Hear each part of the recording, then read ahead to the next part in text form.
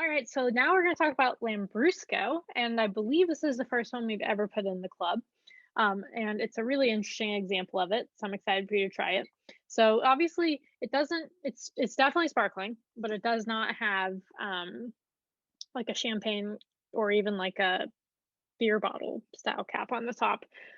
So it's probably I have a cork on this one, but I'm gonna guess that it's probably a big cork when you pull it out. So just note that there's a lot of carbonation up in here.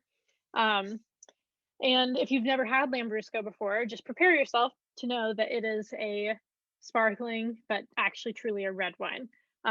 So I'm really excited about that because I think that there is a big push lately for sparkling reds. They're getting a ton of popularity. And Lambrusco's always had a bad name because it's been sparkling, but it's also been sweet, and people generally don't like sweet red wines. So it's had a bad rep, but Emilia-Romagna, where they make Lambrusco, makes some of the best natural wines I've seen. And Lambruscos made naturally are some of the most delicious sparkling reds that I've seen anywhere. So let's try it. But set the expectation from the beginning. If you've never had one, this is not what you're used to drinking. So just remember, it's supposed to be cold. It's supposed to be sparkling, and it's still supposed to taste like red wine. So first, I let it rest for a minute because it definitely had like a lot of bubbles at the beginning. But when I am selling it, it basically smells to me like ripe red fruit. So like um almost even underripe, like ripe cherries, like right when you've just picked them. Red cherries, not so much black cherries, I would say. Um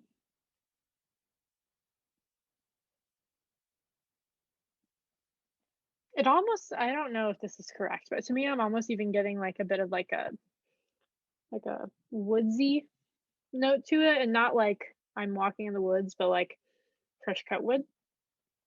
Um, let's try it.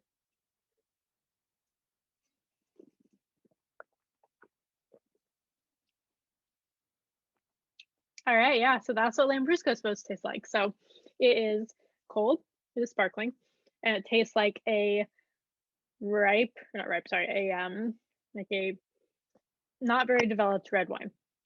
And I can already see this is my first red wine that I'm drinking. I can already see my teeth getting purple.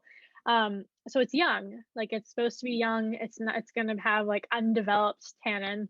Um, so when you have these, one of my favorite things to put them with is actually like kind of hefty meats, which is funny because it's like supposed to be light and it's sparkling, but like grilled sausages, burgers on the grill, basically anything that you grill, or game would be too much, but something that's like heavier red meats made in a way that is like a hot dog, like American style red meat, if that makes sense. I think it probably does.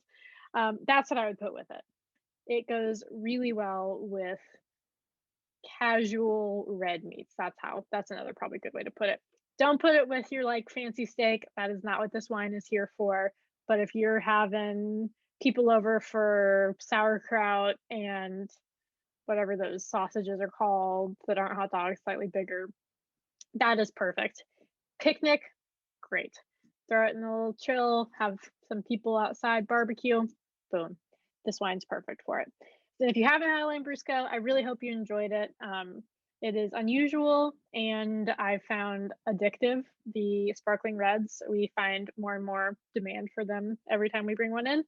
So yeah, let us know what you think on this one because it's not a normal one to put in the club. I hope you enjoyed it.